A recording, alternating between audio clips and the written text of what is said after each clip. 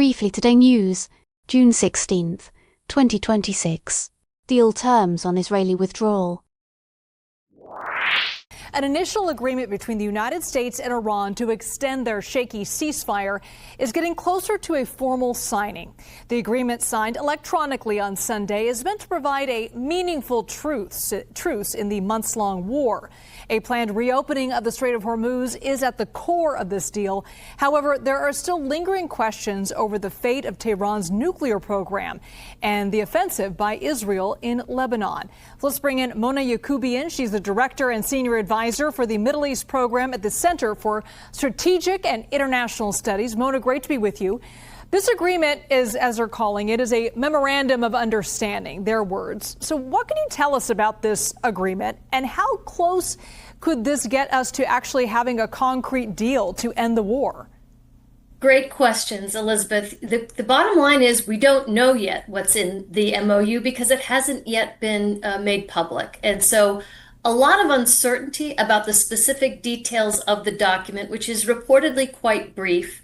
What we understand it to include is, first, a 60-day ceasefire.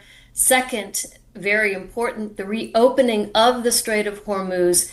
And third, a willingness for both Iran and the United States to go back to the negotiating table. Those are the key elements, but there's a lot of detail that we still don't understand that will have a lot to do with where things go. You know, Trump and Israeli Prime Minister Benjamin Netanyahu have been at odds recently. The U.S. and Iran began this war. Welcome back to Briefly Today News. I'm Marcus Hale. Ellen Shaw is with us, our analyst on today's story. What do we know for certain here, and where is the sourcing still thin?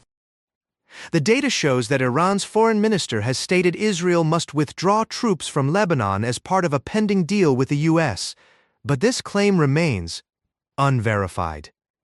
What's needed is independent confirmation to validate these conditions in the agreement, especially since no opposition voices are mentioned. The question now is whether the U.S. can mediate between Iran and Israel on this issue.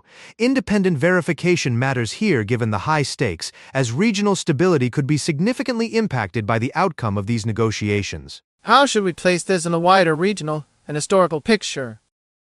In 1983, U.S. troops were withdrawn from Lebanon after a bombing that killed 241 service members, mirroring potential consequences if Israel's presence is removed under current negotiations.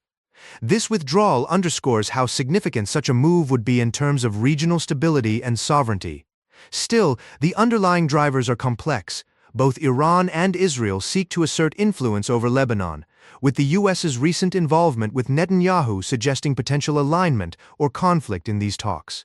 Thank you, Evan, for the analysis. This demand highlights ongoing tensions, confirming Iran's insistence on Israeli withdrawal while full terms of the pending U.S. Iran agreement remain unverified. You've been watching Briefly Today News. Follow for the next brief.